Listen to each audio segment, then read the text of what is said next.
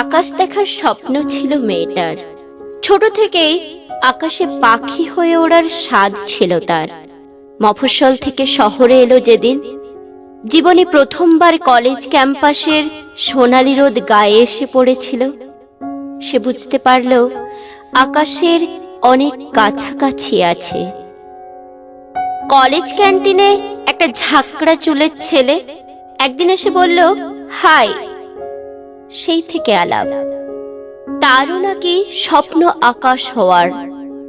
মুখে রবীন্দ্রনাথ, দিন বদলের গান, চোখে এক রাশ বিপ্লব, সমাজ বদলের স্বপ্ন। মফস্বলের মেয়ের ঘোর কাটে না। সে ভাবল, এই বুঝি তার এক আকাশ। এই আকাশে ডানা মেলে দেওয়া যায় নিশ্চিন্তে, উদ্যম উঠতে পারা যায় যত্র তত্র। একদিন সন্ধেবেলায় ছেলেটি এসে বলল, চল তোকে আজ আকাশ দেখাবো আমার ফ্ল্যাটের ছাদ থেকে। তোর ফ্ল্যাটের ছাদের আকাশ বুঝি আমার থেকে আলাদা? খিলখিলিয়ে হেসে আনন্দে রাজি হলো সে। শহরের সব থেকে উঁচু ফ্ল্যাটের ছাদে নিয়ে গেল তাকে। সেখানে ছেলেটির আরো দুজন বন্ধু অপেক্ষা করছে। তারপর সারা রাত মেয়েটি চিত হয়ে শুয়ে আকাশ দেখল। ভোরবেলা যখন তাকে ছাদ থেকে ছুঁড়ে ফেলে দিল তিনজন, সে শেষ চেষ্টা করেছিল পাখি হওয়ার, একবার উড়ে আকাশ ছোঁয়ার, পারেনি।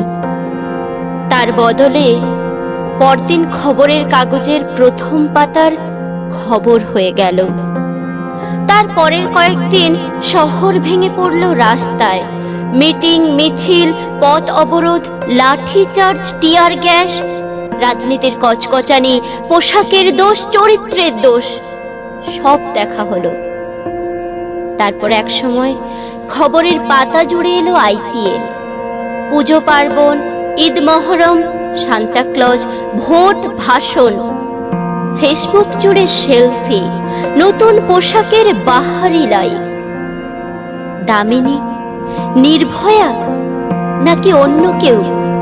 কি নাম ছিল তার? মনে নেই। আইনের দরজায় দরজায় ঘুরে ক্লান্ত মেয়েটির বাবা একদিন সেই ছাদ থেকে উড়িয়ে দিল ধুলো পড়ে যাওয়া সমস্ত খবরের কাগজ। আর লজ্জাহীন এক শহর দেখল, বেঁচে থাকতে থাকতে যে মেয়েটা পাখি হয়ে আকাশে উঠতে পারেনি, আজ আশ্চর্য রকম খবর হয়ে উঠছে ভীষণ ভাবে।